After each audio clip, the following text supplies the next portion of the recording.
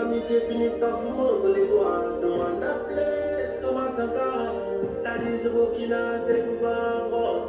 Troisième en Afrique, la Guinée survivra. Au nom d'Allah, au nom de Dieu, Yahvé, où ce que tu veux.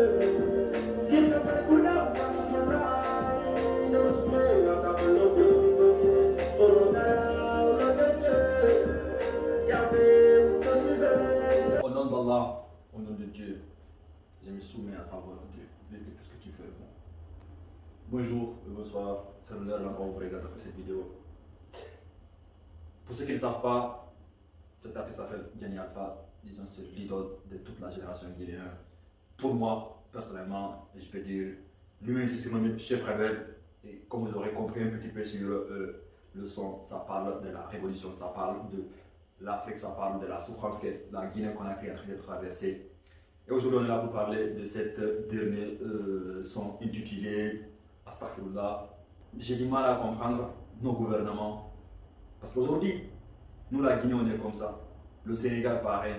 Le Cameroun, le pire. Il y avait le Ghana, il y avait la Gambie. Ou encore, la Côte d'Ivoire. Demain sera le Nigeria. Après-demain sera le Cameroun. Après-demain sera le Comore ou le Gabon. Ça fait mal. Vraiment, ça fait mal. Pourquoi je dis ça fait mal? Parce que ça fait mal d'être un Africain et de savoir toutes les ressources qu'on a. Les ressources minières qu'on a dans notre continent. Encore, on est là où on est. On est gouverné par l'Occident. On est gouverné par des États qui ne sont même pas de chez nous. Et que nous, on a des guignols qu'on les appelle des présidents. Et le pire dans tout ça est que ces guignols se permettent de se foutre de nous-mêmes. Parce qu'ils ont à leur côté l'armée nationale, la police. En plus de l'armée nationale, ils ont la Nations Unies à côté. Et en plus de ça, ils ont peut-être un Sarkozy, un Emmanuel Macron, soit un Vladimir Poutine ou un Donald Trump. Ça fait très mal. Ça fait très mal d'être africain dans cette génération. Ça fait très mal d'être africain d'aujourd'hui là où on est. Mais comme dit Gani Alpha dans ce son, tu peux tuer le combattant, mais tu ne pourras jamais tuer le combat. Et 27 ans de prison, mais quand même, il nous a libérés. Et ça, c'est Nelson Mandela. Et peu importe ce qui se passera, la Guinée survivra. Le son vraiment m'a rentré dans le cœur. Le son vraiment m'a fait pleurer la première fois quand je l'ai écouté. Et je voulais partager ça avec vous. Souvent, je parle que du son, je parle que des nouvelles générations, du clash. Aujourd'hui, depuis que j'ai écouté ce son, je ne pouvais pas faire autrement de ne pas en parler avec vous. Parce que sincèrement, ça fait très mal. Et aussi ce qu'il dit, parce que le problème de la Guinée-Conakry, par exemple, ce n'est pas le gouvernement en fait. C'est les gens qui soutiennent le gouvernement. Moi, j'ai du mal à comprendre comment Alpha Condé, aujourd'hui là où il a pu gagner un troisième mandat, être réélu président pour 6 autres années, c'est-à-dire 6 ans de l'enfer sur terre. Et après, tu vas mourir et tu vas aller encore en plus en enfer. Parce qu'en fait, la Guinée, c'est ça le problème.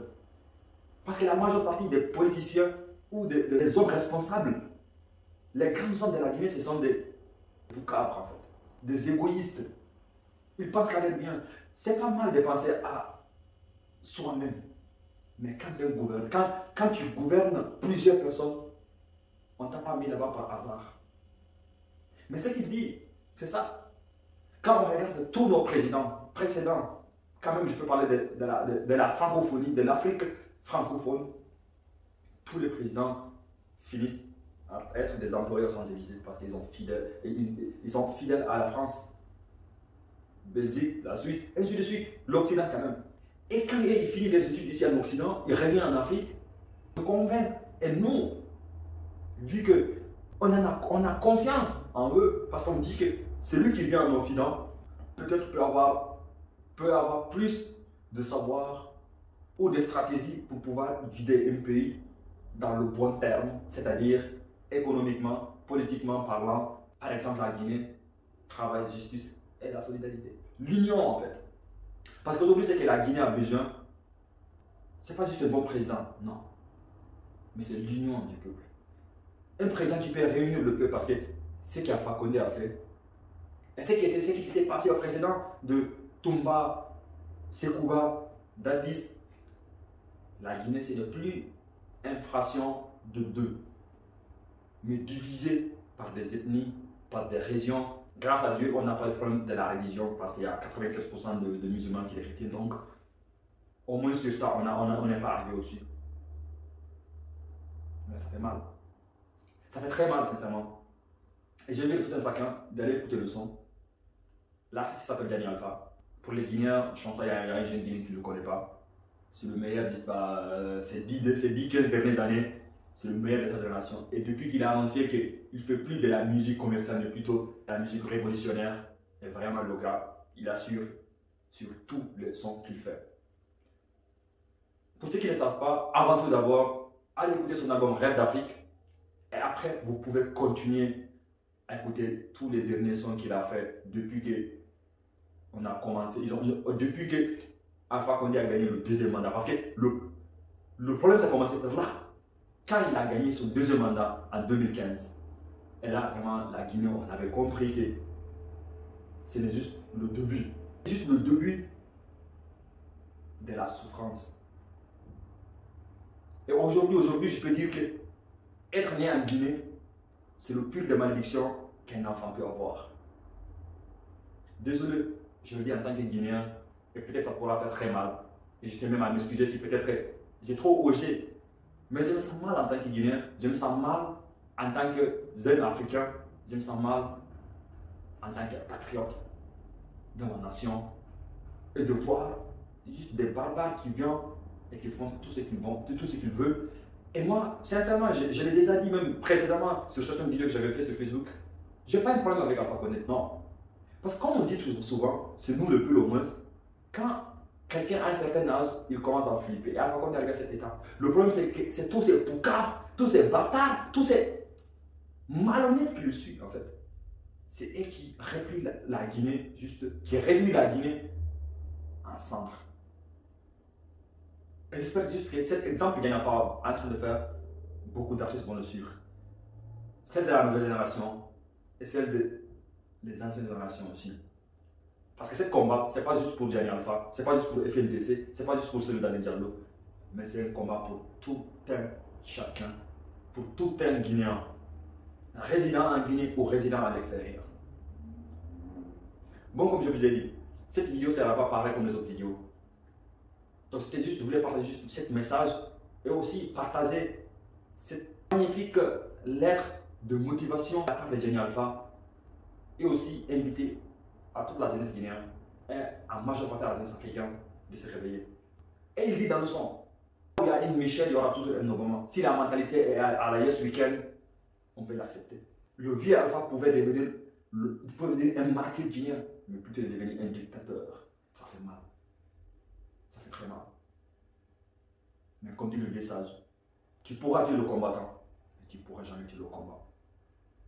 Et peu importe ce qui se passera, la Guinée survivra.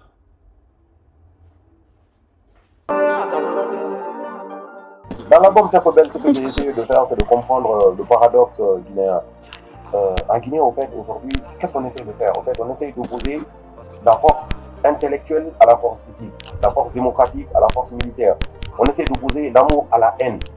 Et après, en fait, on applaudit celui qui gagne, c'est-à-dire celui qui est le plus puissant.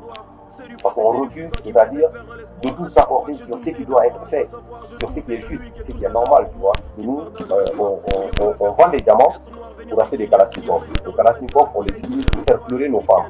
Les personnes qui ont pris nos diamants pour nous donner des kalachnikovs utilisent nos diamants pour faire sourire leurs femmes. Le paradoxe là. Cet album-là, j'ai essayé de le faire dans ce paradoxe-là. Mais il faut comprendre en tout cas une chose. Il faut qu'on reconnaisse l'effort de l'un fourni pour le bien commun. Et le contre-effort de l'autre fourni, tu vois, contre tout le peuple, en fait. Le peuple, c'est ça. Le problème de la Guinée, ce n'est pas un problème personnel, c'est un problème commun, c'est un problème social. En fait, nous, on prie Dieu pour qu'il nous donne la paix, pour qu'il nous donne la justice, pour qu'il nous fasse évoluer notre continent. Et après, dans nos comportements de tous les jours, on se comporte en injuste. On fait les choses pas bien. Et après, on dit Dieu n'a pas accepté ma prière. En fait, tu as prié, tu as demandé à Dieu. Et après, dans ta vie de tous les jours, dans ton comportement, tu as fait tout le contraire de ta prière. Après, tu es fâché parce que Dieu ne t'exauce pas. Tu dis que Dieu ne t'aime pas. Non, ce n'est pas Dieu qui ne t'aime pas, c'est toi qui ne crois pas assez en Dieu.